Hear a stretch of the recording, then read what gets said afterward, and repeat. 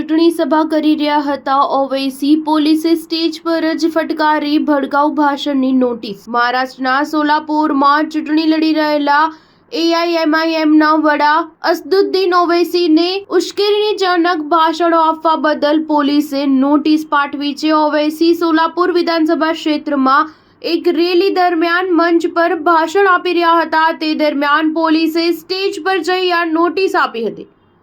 ઓવૈસી all India મજલિસ-એ-ઇત્તેહાદુલ મુસલમીનના સોલાપુરના ઉમેદવાર ફારૂક શાબદી માટે પ્રચાર કરી રહ્યા હતા। નોટિસમાં પોલીસે ઓવૈસીને કોઈપણ સમુદાયની ભાવનાઓને ઠેસ ન પહોંચાડવા અને તેમના ભાષણમાં ભડકાઉ શબ્દોનો ઉપયોગ ન કરવાનો નિર્દેશ આપ્યો હતો। એઆઈએમઆઈએમના વડા ખુરશી પર બેઠા બેઠા મોબાઈલ ફોન પર વાત કરતા નોટિસ વાંચતા જોવા મળ્યા હતા।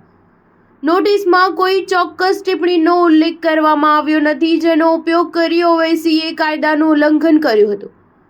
તેઓ વિવાદાસ્પદ વકફ બિલ 2024ના આકરા ટીકાકાર છે। એઆઈએમઆઈએમ એ બુલડોઝર જસ્ટિસ પર સુપ્રીમ કોર્ટના નિર્દેશોને આવકાર્યા હતા તેમજ મિલકતોને તોડી પાડવા માટે જારી કરવામાં આવેલી રાષ્ટ્રીય માર્ગદર્શિકાને યોગ્ય ગણાવી હતી।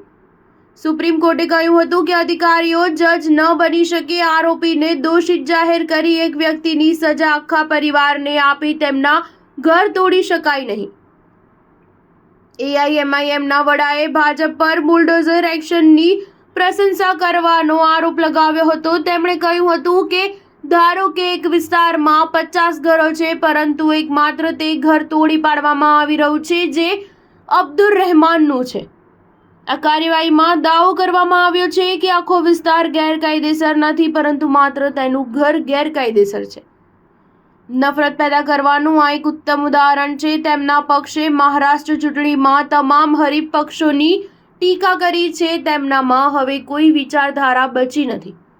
સ્ટાર ન્યૂઝ 7 હંમેશા સચ્ચાઈની સાથે।